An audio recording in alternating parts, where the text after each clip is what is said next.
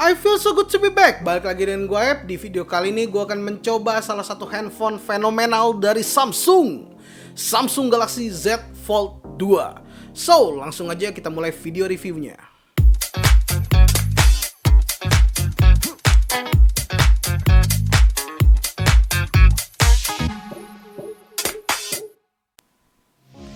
Dan ini dia Samsung Galaxy Z Fold 2, handphone lipat dari Samsung yang awal peluncurannya harganya 30 JT.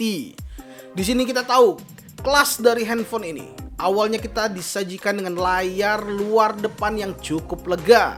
Gue pikir akan jarang buka layar dalamnya atau mode tablet. Tapi entah kenapa gue rasanya selalu diundang untuk membuka layar dalam dan menggunakannya. Karena pada hakikatnya menikmati konten di layar yang besar tidak pernah salah.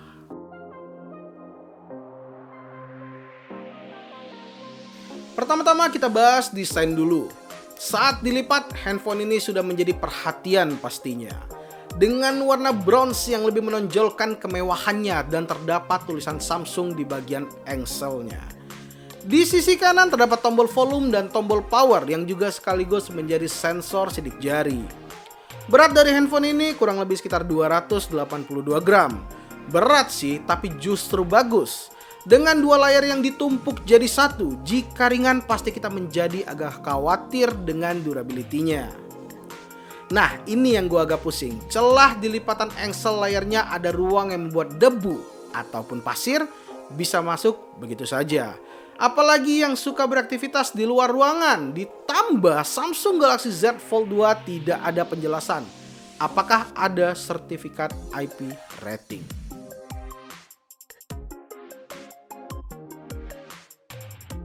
Kita masuk ke bagian layar. Layar luar dari Z Fold 2 berukuran 6,2 inch. Layar ini jelas lebih besar daripada Z Fold 1. Layar yang seperti ini jelas lebih memudahkan dalam segi penggunaan standar. Balas WA, buka Instagram atau browsing. Jadi nggak perlu harus dibuka layar lipatnya dulu. Awalnya pasti rada aneh lihat layar luarnya yang panjang karena aspek rasio layarnya itu 25:90. Dengan layar yang tidak terlalu lebar ini dipakai dengan satu tangan masih enak banget. Ngetik atau scrolling jadi nyaman. Lanjut ke layar dalamnya, ukuran 7,6 inch dengan refresh rate 120 Hz. Dengan layar sebesar ini, Samsung sudah memberikan screen protector langsung. Tapi yang gue rasakan kok rada keset. Nah, satu lagi, layarnya gampang banget kotor. Terus gimana dengan lipatan layarnya? Ya ada, tapi setelah dipakai rasanya nggak terlalu mengganggu. Dengan ukuran layar sebesar ini pasti banyak keuntungan yang akan kita rasakan dan dapatkan. Multitasking 3 aplikasi sekaligus contohnya. Nonton atau main game juga enak-enak aja. Secara dukungan aplikasi masih sangat belum sempurna. Contohnya Instagram bagian samping-samping masih ada ruang kosong. Belum sesuai dengan ukuran dari layar Z Fold 2-nya. Masih ada beberapa aplikasi yang belum compatible. Ini jelas bukan dari kesalahan Samsung, melainkan dari pengembangan aplikasi yang belum bisa memaksimalkan space dari layar utamanya. Nah, kalau game banyak yang sudah compatible, seperti Mobile Legends, PUBG Mobile, dan Genshin Impact. Sehingga membuat jadi nyaman banget untuk main. Jujur, selama gue menggunakan Z Fold 2 ini, susah banget rasanya menahan hanya menggunakan layar luarnya tanpa harus membuka lipatan layar dalamnya. Susah pakai banget. Yang sudah pasti ketika menggunakan handphone ini akan menjadi sorotan ketika di keramaian, apalagi ketika membuka layar bagian dalamnya.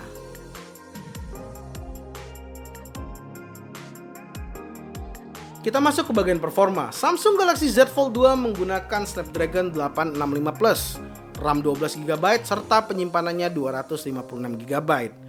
Itu semua adalah spesifikasi dari handphone kelas atas. Snapdragon-nya kenceng, RAM-nya besar, penyimpanannya lega, dan baterai yang besar. Dipakai untuk apa aja, nggak ada kendala sama sekali. Dipakai untuk produktivitas, multimedia, dan gaming, sudah paten. Main Genshin Impact 60 fps, high gak ada masalah. Setelah main, handphonenya jadi rada anget, dan itu wajar.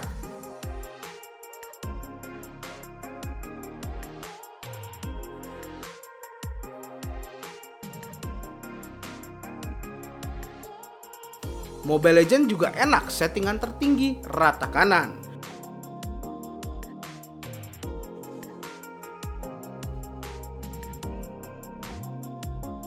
PUBG Mobile settingan Ultra HD Ultra.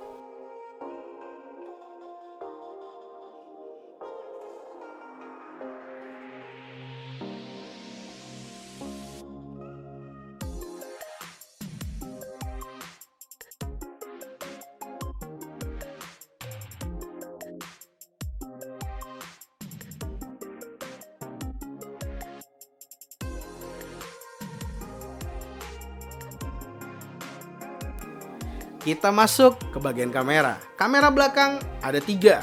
12 megapiksel wide dengan f1.8, tele 12 megapiksel, f2.4 dan ultra wide 12 megapiksel f2.2.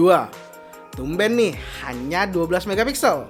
Gak besar-besar seperti handphone kebanyakan. Secara spesifikasi memang bukan paling keren, atau bahkan jika dibandingkan dengan seri S atau Note. Setelah gue ulik-ulik, ternyata banyak hal yang bisa kita lakukan dengan kameranya yang gak wah itu.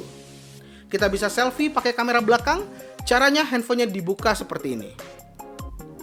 Nah, satu lagi, layar luarnya bisa jadi review ketika minta tolong orang lain untuk fotoin.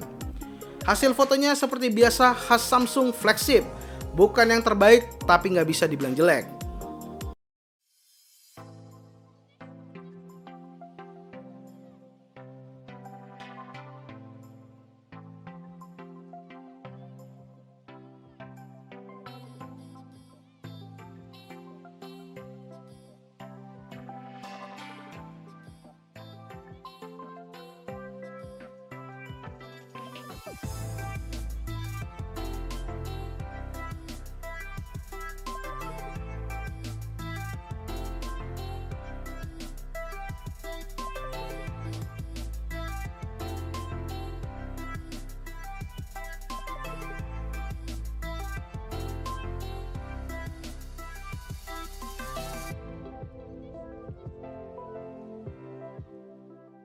Oke, jadi ini hasil dari kamera depan Samsung Z Fold 2 HD 30 fps.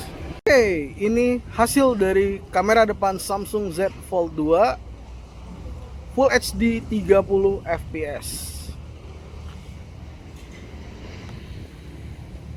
Oke, ini hasil kamera depan Samsung Z Fold 2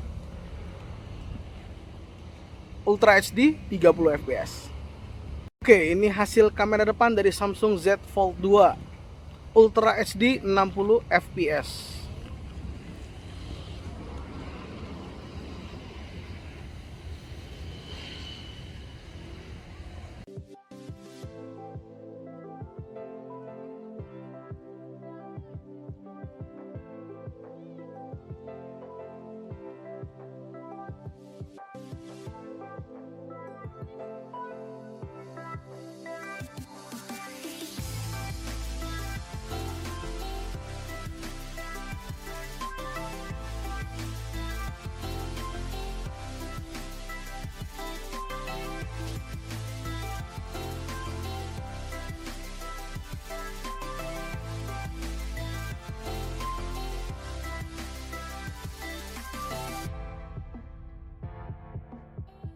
Kita masuk ke pembahasan terakhir, yaitu kesimpulan.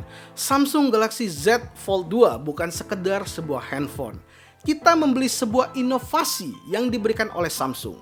Dengan spesifikasi tier atas, tentu ada banyak pilihan handphone lain di pasaran. Dari segi layar, chipset, dan kamera. Z Fold 2 ini juga belum dapat dukungan dari S Pen. Jika mendukung, gua rasa lengkap sudah Samsung Galaxy Z Fold 2 ini.